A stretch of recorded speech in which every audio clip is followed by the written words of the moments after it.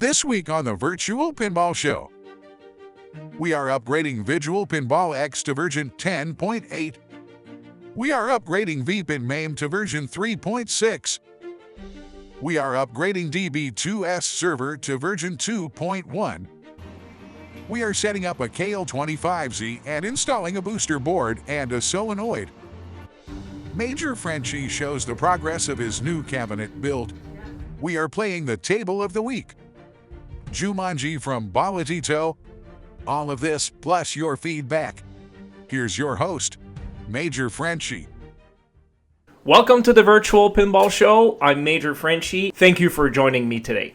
We got a jam-packed show today. What I want to do is I want to update Visual Pinball X. We're going to update Vpinmame, and we're going to update the Backglass server to the newer version.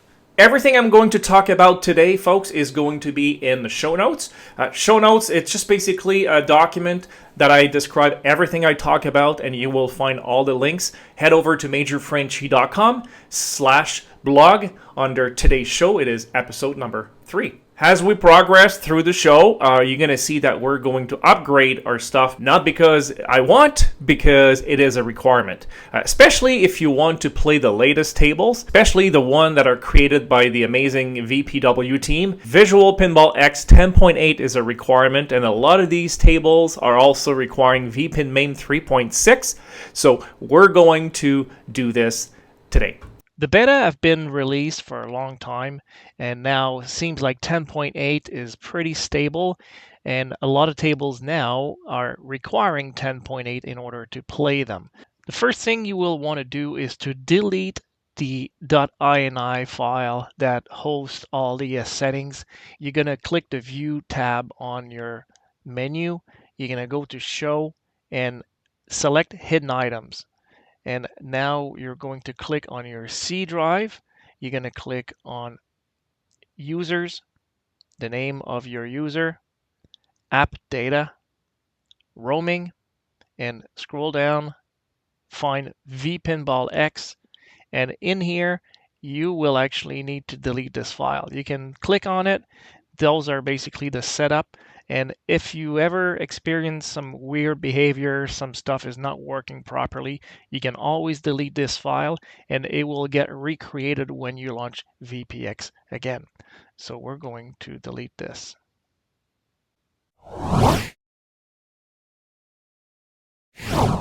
In the software section, Visual Pinball, the Go will take you directly to the GitHub. And here we have the beta 7.6.5. See, this one was released 5 days ago. Typically, I try not to install the beta unless they have like a few weeks under their belt, just so all the different issues are kind of ironed out. So let's go with the beta number 6. So we're going to click here, and what we're looking for is we don't want the debug. You see here, debug. You want a release, and we are not on 64-bit yet. We're going to stick with the x86, and we're just going to download that. Okay. In the folder, right-click, Properties, Unblock, and Apply. And now you can actually right-click, and you can extract all the information here. All right, so here you're going to copy this over to your Visual Pinball folder. It's not a bad idea to back up your folder, select all the files, and make a zip file. So for example, if I do this, and I right-click, and I just go to compress to zip file. And it will actually zip the entire folder. You can back it up somewhere on an external hard drive. You can always restore this without any problems. You select all of those. Typically, I don't select the tables. We're going just to move that over to Visual Pinball, and we're going to replace all the files that are found within it. And that's it. There's nothing else to do. And double clicking on Visual Pinball X, if you click on the help file right here, about, you can see that right here we're on the 10.8 beta, and this is the revision 1786. Now you can actually play tables that require 10.8. Okay, now we're going to update Vpinmame.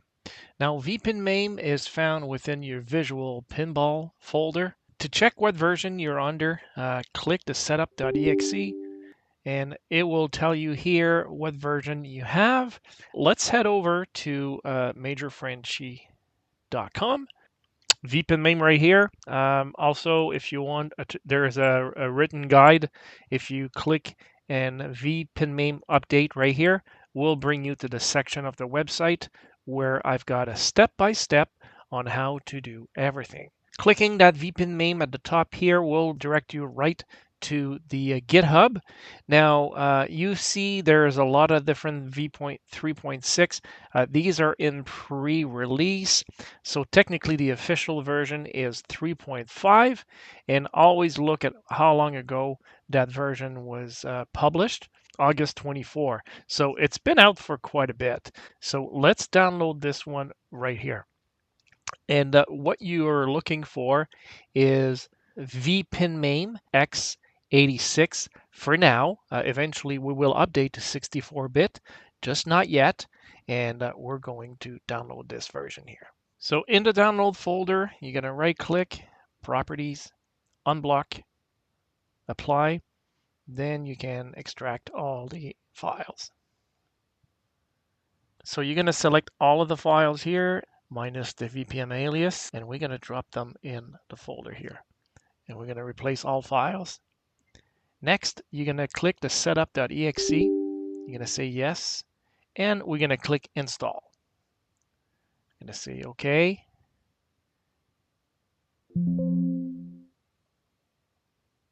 Okay.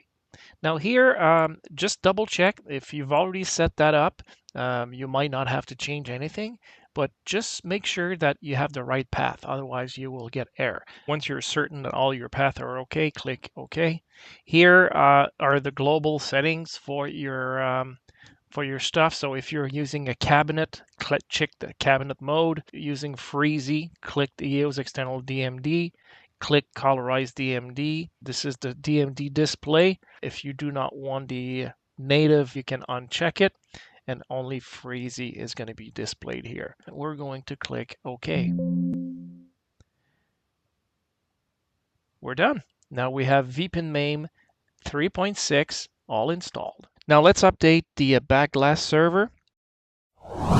And the latest version is 2.1, I believe. So if you go in the software section here of the website, the DB2S, also I have a tutorial for that, step by step. That might be of use if you're getting stuck. So, but if you click the top here, it will bring you right to the latest version here, which is 2.1. So we're going to download this. And we're going to download that zip file.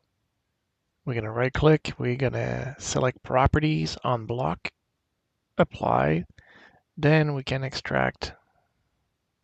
So before we copy everything over, a couple of things that you will need to do. The first thing is let's head over to your table folder. Some of you will have, depending on how old your version is or whatnot, you might have the B2S setup.exe. This is what you need to find. Mine is in the root of Visual Pinball. We can delete all of those here. Technically, the new B2S, you can put it wherever you want, but the supported documentation says that you should install it in the Vpinmame folder. So this is where we're going to put it. So you can just leave this, we're just going to delete the version. We're just gonna move it to Vpinmame right here. All right. You're gonna double click this B2S Backglass server register app.exe, and we're gonna click yes. Okay. Yep. And it's registered. Now it's asking you if you want to register the context menu, say yes. And now the really cool thing about the new Backglass is the way you set it up. Double click on B2S screen res identifier.exe. Okay, so you can see you've got an option for 1 screen or 2 screen, and if you have 3 screen, you will see the dot will be enabled. So I'm going to select 2 screens. Do you want to get a setup recommendation from me? Sure, yes. Okay. So let's go back to the screen number 1 here. So it says display 1, there's the resolution, and playfield is full size, and that's it. And then the back glass right here, see it went directly to the back glass. You can change those values here. You can drag the screen anywhere you want, but if you click here, it will make it full screen. This is really well done. I really like this new feature. And when you're done, you just click Save Settings, okay, and exit. And let's just launch a table to see if everything worked.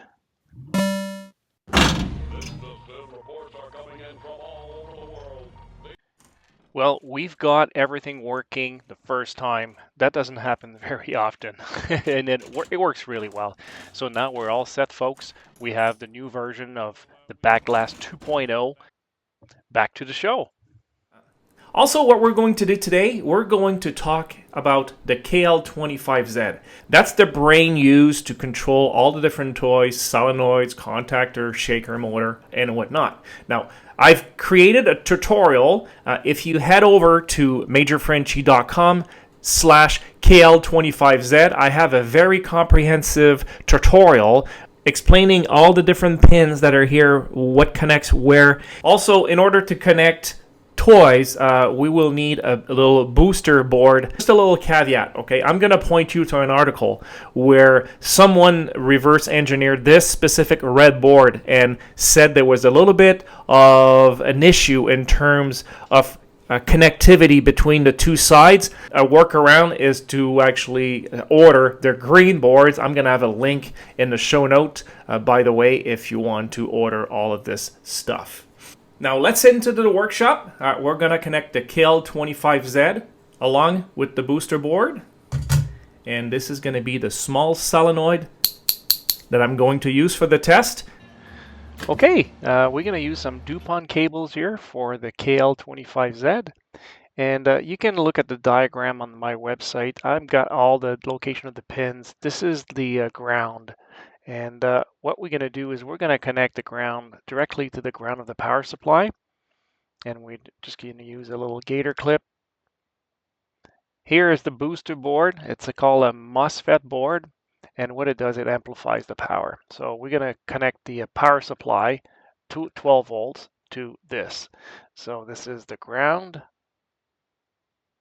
All grounds must be connected together, folks. Never forget that. So the ground of the KL connects to the ground of the MOSFET, connects to the ground of the power supply. I'm going to use again a little gator clip to connect that. And now it's the power. So that's the 12 volts from the power supply. It's going to go through that pin here. And testing, no magic smoke. That's good. All right, that's the little solenoid. That's like a 12 volt solenoid. And the polarity on those doesn't matter. You can use either side. So I'm going to connect one side here, which is the ground, and the positive next to it. You got 4 ports per board. So we're going to use the pin. That's the out pin that will go to the KL. So I'm just going to connect the pin, which is on the left. That's port number 1, using the DuPont cable. And I'm going to connect that on the pin of the MOSFET board here.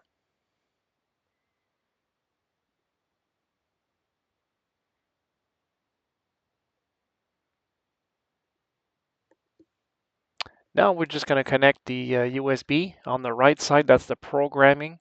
And we're going to launch Pinscape. Now, if you got a brand new, you can select it's a new board. I've used it before, so I'm just going to use that. I've already installed Pinscape on it. You click on the different prompts. It's really well done. You just follow what's on the screen here.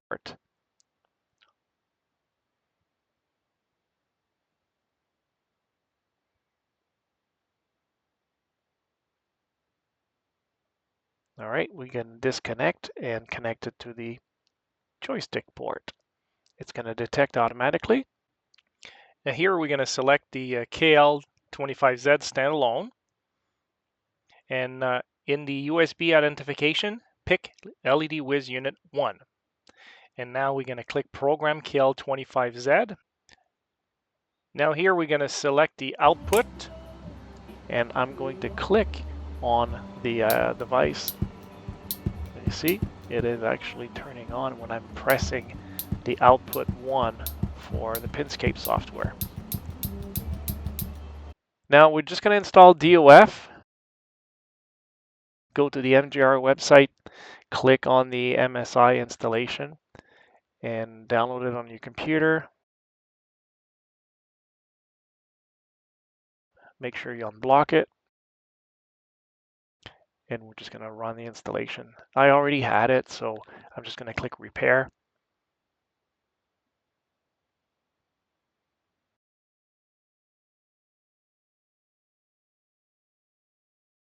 All right, now we're going to head over to the Direct Output folder. Double click. This is to register the COM object for DOF. So once you got that, we're going to head over to the DOF config tool. And in the account, we're going to set Pinscape device to 1. And we're going to save this. And then we're going to go to port assignment. And on port number 1, I'm going to select the left flipper because that's what I want to test. We're going to save the settings. And once it's done, we're going to generate the config file. It's going to download a zip file on our computer. And you're going to extract the content of that file. And we're going to copy that over to direct output, config, in here. And copy them and overwrite all files. And now we're just going to launch a table to take care of the last step. So you're going to right click on the back glass and check the activate plugins and uncheck error message. Click the plugin settings little button here, and it will tell you if the DOF plugin is active. If you see this, you are set.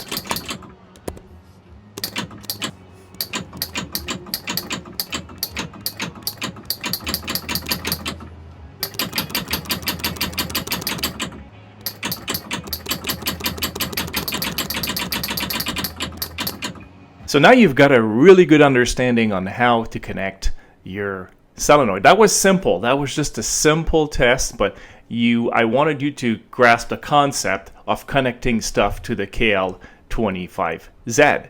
It's an amazing little device. You will actually be able to connect a lot of stuff. We're going to use this device again in upcoming videos. I'll show you, for example, how to connect a 5 LED flash bar to it. We're gonna build one together. I order some special parts. They're coming from China, so it might take a little while, but we're going to do this together. The one thing about the KL25Z is right now it is kind of difficult to find the availability at the different stores. For some reason, the KL is very popular and it may be hard to find, so you may have to wait a little longer in order to get this device. One good thing about the KL25Z, if you're using this option as a device for your cabinet, for example, or even if you have a desktop and you just want to add a few buttons, this is a great board. For example, you don't need to install Joy2 key or anything like that when you're using Pinball FX or Pinball FX3. Natively, if you hit the flipper on your cabinet, it will just work. And over the last year, what I've been doing is I've been building my own cabinet. I'm not 100% done yet, but what I want to do now, I just want to show you the how it looks, what state it's in, and what else I need to do in order to finalize this cabinet. I've installed a William plunger.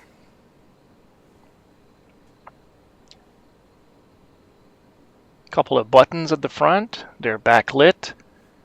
I've installed a service door, and I've mounted my amps for SSF at the front for ease of access.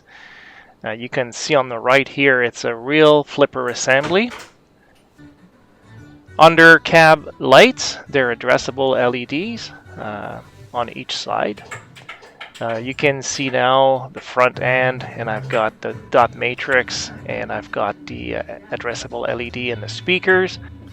5 LED flash bar. I had a lot of fun building this. I got a tutorial on my website in the blog. Look that up.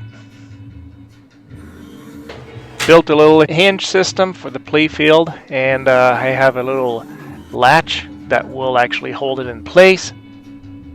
I've got the gear motor here and all the solenoids for the bumpers. Here you can see the power supplies. I've got all my connections. Got the 24 to 12 and the 5 volt and the ground. This is the Pinscape all-in-one from Oak Micros, no longer available. This is my flipper assembly. And that's the back box. That's the ventilation holes. I'm using the LED Whiz for the flasher bar. I didn't want to use up all my ports, so I had this one, so I used it. Got the exhaust fans at the back. And let's just lower this.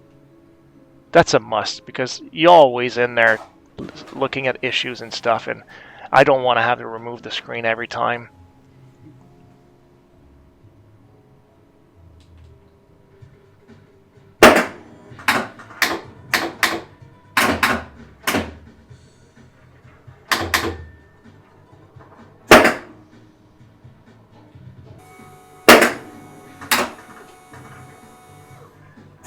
What you're hearing is actually a real slingshot assembly.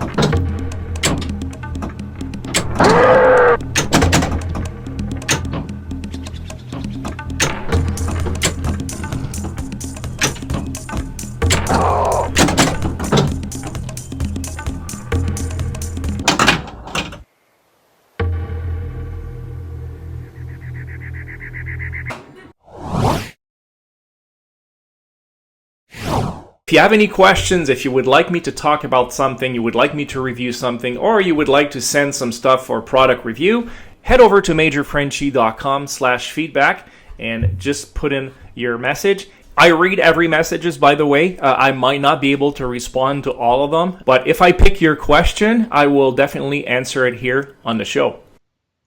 Message from Izzy. Would love an easy step-by-step for LED lights DOF. It's such a learning curve. Thanks for all the years of helping out. I've had a cab since 2001, and your videos helped me so much. Thanks, Izzy. Well, thanks for the feedback, Izzy. I do have tutorials step-by-step, actually several of those. The links are going to be in the show notes. I've got a couple of videos that I've done. One I actually did about a year ago was on the At Games Legends Pinball. Also, if you head over to majorfrenchy.com/ALED,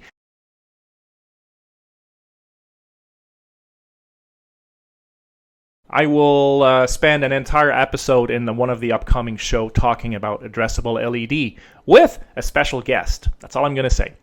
We've got another question from Toby. Another addressable LED question. Can you tell me why DOF don't work with the new VPX 64-bit version? Do I have to make a second DOF installation? Greetings, Toby. Yes, Toby, you do need a second folder for X64. We're going to cover that again. Like, we're making this show a progressive approach, so we will get there. We just need to cover all the basics first. But if you're visiting GitHub, there is a 64-bit step-by-step guide how to upgrade your cab, and then there's a section talking about DOF. The link will be in the show notes. It will tell you all you need to know about how to install DOF for 64-bit, but yes, you need a second folder named DOF64. From Kevin. Hello. I wanted to start off by telling you that your videos on the Pinscape all-in-one are amazing. I'm having a problem though, and I don't know how to proceed. I'm afraid to experiment. I don't want to damage the board. I have wired up everything step by step and all works great except my contactors and shaker motor. All are 24 volt, and I test the contactors like you show. They fire perfectly when I try to turn on and off in the output test portion of the software. Nothing. All I can think is that maybe the Pinscape does not have a strong enough ground. I doubled up the 12 volt positive and negative. Is there somewhere on the board I attach a common ground off the 24 volt power supply? Any help would be greatly appreciated. Again, thanks for the video. And after speaking with Kevin, we fixed his issues, and it was definitely a grounding issue. It is important to have all your grounds connected together. They have to form a loop. If you miss something, it's not going to work. Let's say if you have like a 12 volt, a 24 volt, and let's say a 50 volt, and you get a 5 volt, all the grounds of all the power supply, they must be connected together. And then let's say you're using a controller, let's say the KL25Z. Well, the ground of the KL25Z has to go with the ground of all the other power supplies in order to work. I'm glad, Kevin, that you got this working. It's great. Thank you for sharing. Folks, that's it for today. And I want to thank you so much for spending time with me here today. I know your time is valuable, and thank you for spending it with me. Until next time.